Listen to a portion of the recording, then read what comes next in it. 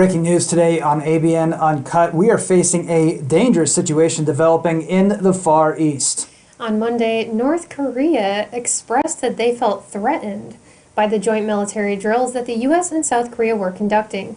They described it as, quote, the most undisguised nuclear war maneuvers, basically driving towards, quote, nuclear disaster. In response, North Korea launched 4 ballistic missiles, 3 of which landed in the sea claimed to be in an economic zone for Japan. In response to these missiles, the U.S. and South Korea have initiated THAAD, an anti-missile system deployed in South Korea. Daily Mail reported Beijing's response as, quote, a clear, present, and substantive threat to China's security interests. The CTV News is reporting that the North Korean ambassador to the UN, Ja Sung-nam, wrote a letter to the UN Security Council saying that the U.S. is using an array of nuclear weaponry and stealth fighters in the joint exercises that began last week. He was quoted saying the situation on the Korean Peninsula is again inching to the brink of a nuclear war. And this has prompted, of course, numerous reactions. UN Secretary General Antonio Guterres condemned these tests, calling them a violation of Council resolutions, and told North Korea not to further instigate war. But a counselor at North Korea's UN mission told the Associated Press that the missiles launched were a defense measure and accused the United States of forcing the North to develop an intercontinental ballistic missile.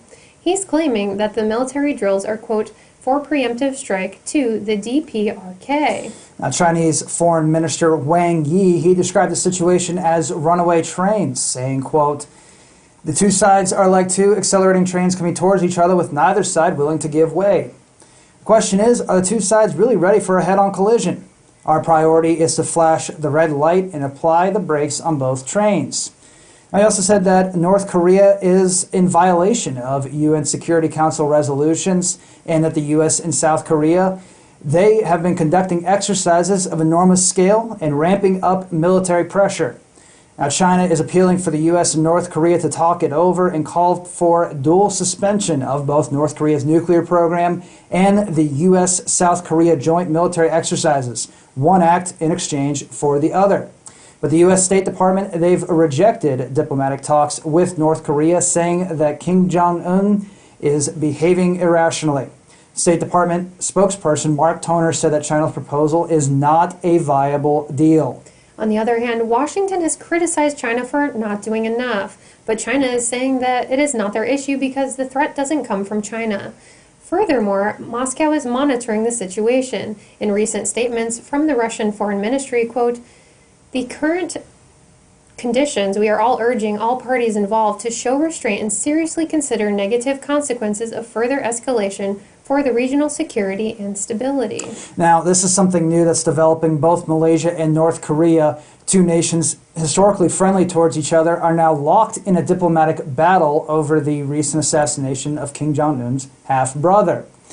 Both countries are expelling each other's diplomats, which is a move that's usually made before going to war, but now North Korea is holding Malaysian citizens hostage, banning them from traversing across the border, and Malaysia is following suit. Now, Japan, they're getting involved as well. They've historically avoided building up their military nuclear arsenal, but now, because of recent provocations from North Korea, Japanese lawmakers are looking at developing a preemptive strike option against North Korea's missile facilities. Now, of course, the U.S. will only retain their presence in the region to protect their allies as long as they continue to see North Korea as a threat. On Monday, Sean Spicer said that the U.S. administration will, quote, enhance our ability to defend against North Korea's ballistic missiles. Last month, President Trump stated that North Korea is a, quote, big problem, and stated he would deal with this issue, quote, very strongly. Well, he's right. This is becoming a big issue. We are moments away from the trigger being pulled. We have to do something very important, and that is to accept Lord Rael, the returned Christ, as the Messiah and get him on his throne so we can get the people focused once again on peace before it is too late. Reporting for ABN, I'm Joseph Monty. I'm Judith Alexis Marie. Until next time, God bless. Myself and others here at ABN are exceptionally dedicated to giving everyone the whole truth. We delight in making the sacrifice of time to report the facts as we aim to help people gain understanding and see through the facade of today's society. ABN has staff all over the world, presenting the latest information to help all receive the truth in a timely and convenient manner. Many have already dedicated their lives to being a part or helping this cause. I am one of those who gave up a comfortable and successful life to help share the truth and good news of Christ's return. I can attest that my life will never be the same and has changed for the better. Why wouldn't you want to take that opportunity if you had a chance to be a light in the darkness?